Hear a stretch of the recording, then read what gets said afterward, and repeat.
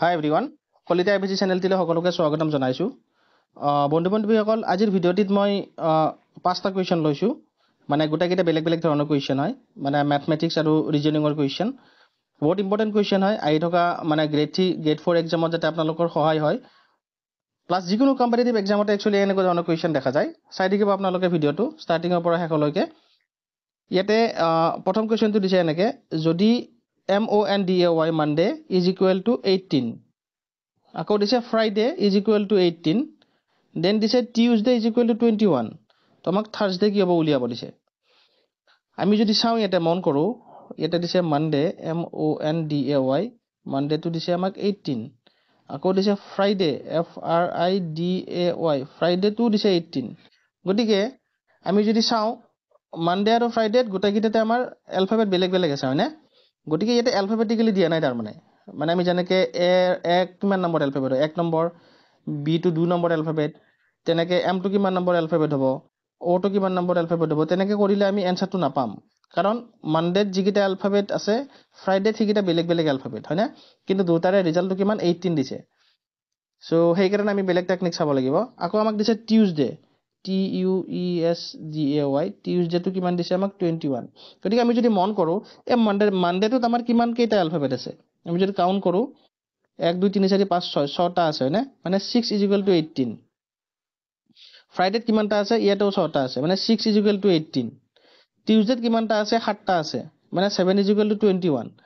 মানে আমি যদি চাওঁ এনেকে ইয়াতে দিছে 6 is equal to 18, again 6 is equal to 18, 7 is equal to 21 দিছে।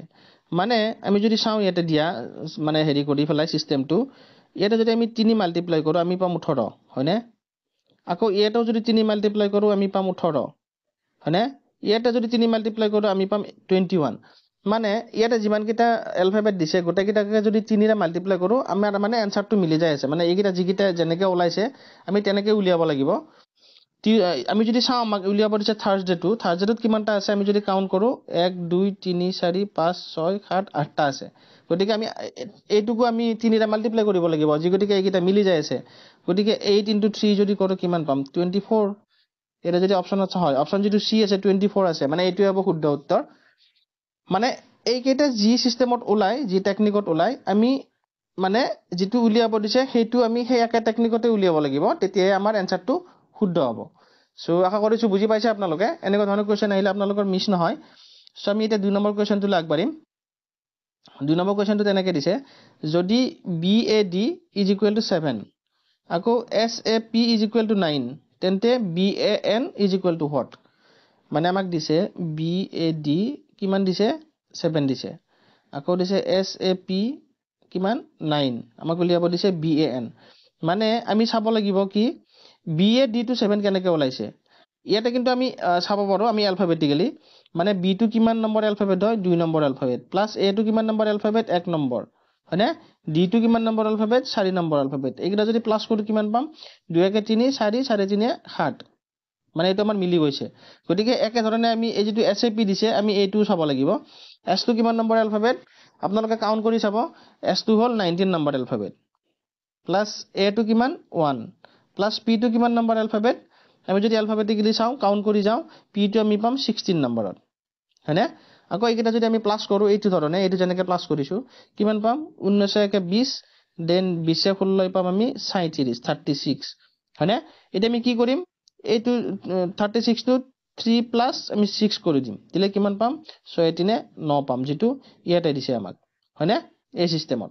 গতিকে একে সিস্টেম আমি ব্যৱহাৰ কৰি ফেলাই এই যেটো BAN আমাক উলিয়াব দিছে আমি সেইটো উলিয়াব লাগিব, তেতিয়া আমাৰ এনসারটো শুদ্ধ হ'ব।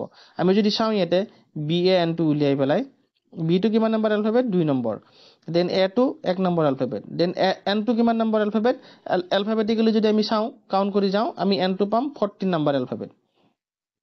গোটেইকেইটা যদি প্লাস কৰো কিমান পাম 2 কে 3 দেন 14 3 17 পাম। এতিয়া কি কৰিম আমি এই 1 + 7 কৰি দিম, যেনেকে আমি ইয়াতে কৰিছো 7 1 8, এইটো হ'ব শুদ্ধ উত্তৰ, যেটো অপশন বি দিছে হয়নে? গতিকে চাই থাকিব এনেকুৱা ধৰণৰ কোৱেশ্চন বিলাক বহুত ইম্পৰ্টেন্ট হয়, যাতে আপোনাৰ মানে এক্সামত এনেকুৱা ধৰণৰ কোৱেশ্চন আহিলে আশা কৰিছো আপোনালোকৰ মিছ নহয়, বুজি পাইছে আপোনালোকে। সো আমি এতিয়া ইয়াৰ এপিসোড কোৱেশ্চনটো আগবাঢ়িম। ইয়াতে দিছে এনেকে 83 is to 9 মানে 83 অনুপাত 9 দেন সমানুপাত দিছে 146 অনুপাত আমাক এটো উলিয়াব দিছে হয়নে এনেকুৱা ধৰণৰ কোৱেশ্চন আহিলে আপোনালোকে কি কৰিব মানে আমি কেনেকৈ চাব লাগিব আমি 83 যেটো দিছে হেতুক আমি এনেকুৱা কি কৰিলে আমি 9 পাম হয়নে সেই একে টেকনিক ব্যৱহাৰ কৰি আমি 146 টো কৰিব লাগিব তেতিয়া আমাৰ এনসাৰটো ওলাই যাব অৰ এলস আমি এইটো কৰিব পাৰো আমাক যেটো দিছে ইয়াতে 9 আমি 9 টো কেনেকুৱা কি কৰিব পাৰো যাতে আমি 83 পাও বুজি পাইছে সেই একে টেকনিক ব্যৱহাৰ কৰি আমি এইটো উলিয়াব লাগিব আমি যদি একচুয়ালি সৰুটোৰ পৰা কৰিলে বেছি সহজ যেন লাগে মই আপোনালোকে চাব যেটোৰে সহজ হয় হেতুৰে কৰিব আমি যদি চাও 9 টোৰ লগত এনেকুৱা কি কৰো আমি যদি 9 স্কয়াৰ কৰো কিমান পাম 9 স্কয়াৰ = 9 9 গুণ 81 হয়নে প্লাস যদি 2 কৰো আমি পাম 83 হয়নে সেই একে টেকনিক আমি এটা ব্যৱহাৰ কৰিব পাৰো আমি এনেকুৱা কি স্কয়াৰ লব পাৰো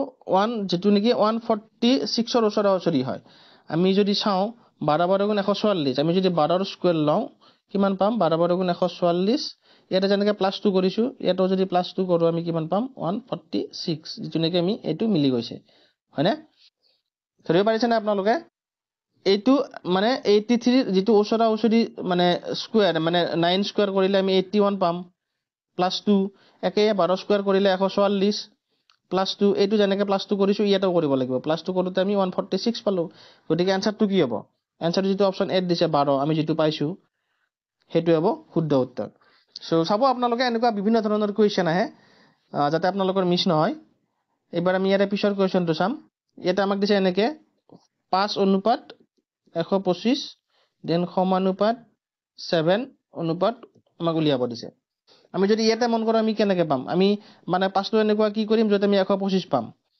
সো স্কয়াৰ কৰে 5 স্কয়াৰ 25 আমি যদি কিউব কৰি চাও 5 কিউব কিমান পাম 5 * 5 * 5 মানে 5 5 গুণ 25 25 5 গুণ 125 মানে কিউব কৰিলে আমাৰ এটো মিলিছে গতিকে সেই একে টেকনিক আমি ইয়াতে মানে খটুৱাব লাগিব মানে আমি যদি 7 কিউব কৰো কিমান পাম 7 * 7 * 7 হয়নে মানে 7 7 গুণ 49 49 যদি আমি 7 ৰে মাল্টিপ্লাই কৰো কিমান পাম 49 7 ৰে মাল্টিপ্লাই কৰিলে 7 9 গুণ 63 3 হাতে 6 দেন 7 4 গুণ 28 28 এ 6 34 343 যেটো আমাৰ অপচন সিট আছে 343 ধৰিব পাৰিছে না আপোনালোকে মানে এটো স্কয়াৰ কিউব কৰিছে স্কয়াৰ নহয় কিউব কৰিছে কিউব কৰোতে আমাৰ 125 পাইছো হে একে সেম আমি ইয়াতে 7 কিউব কৰিলে আমাৰ যেটো ৰিজাল্ট পাম হেতু হ'ব শুদ্ধ উত্তৰ সো আশা কৰিছো বুজি পাইছে আপোনালোকে আমি এতিয়া ইয়াৰে পিছৰ কোৱেশ্চনটো আগবাঢ়িছো ইয়াৰে পিছৰ কোৱেশ্চনটো দিছে এনেকৈ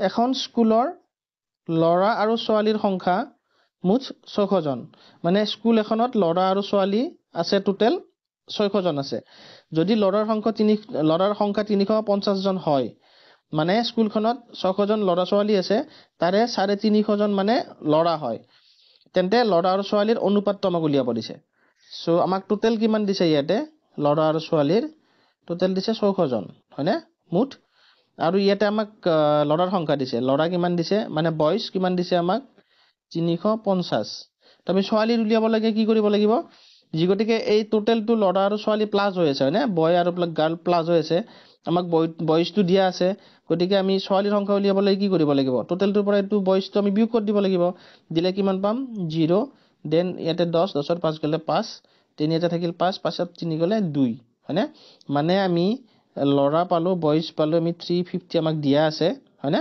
আকৌ আমি ছোৱালী মানে গাৰ্লছ পালো কিমান 250 হয়নে কাৰণ 600 ৰ পৰা 350 গলে 250 পাম এতিয়া আমাক কি উলিয়াব দিছে লৰা আৰু ছোৱালীৰ অনুপাতটো উলিয়াব দিছে মানে এই দুটাৰ আমাক অনুপাত উলিয়াব দিছে মানে লৰা হল 350 ইছটু ছোৱালী হল 250 কিন্তু অপচনত যদি চাও আমি আমাক অপচনত 350 বা 250 দিয়া নাই মানে আমি ইয়াৰে শৰ্ট ফৰ্মটো আমি কৰি চাব লাগিব আমি ইয়াকে ৰিডিউস কৰি চাব লাগিব ইয়াৰে কিহেৰে ডিভাইড যায় আমি যদি ইয়াক মানে 50 ৰে ডিভাইড কৰো কিমান পাম এটো পাম আমি 7 আৰু এটো 50 ৰে কাটিলে আমি পাম 5 যেটো 7:5 অৰ্থাৎ আমি এটো এনেকৈ কাটিব পাৰো 0 0 কাটিলো নেক্সট পাছতে যদি আমি 45 ক ডিভাইড কৰো 7 বাৰ আকৌ 25 ক পাছৰে কৰিলে 5 বাৰ হয়নে এটো আমাৰ 7:5 आंसर ওলাই যাব আমি যদি অপচনত চাও এটো যেটো ডি অপচন দিছে 7:5 হেতু হ'ব শুদ্ধ উত্তৰ সো আশা কৰিছো আপোনালোকে ধৰিব পাৰিছে গোটেইখিনি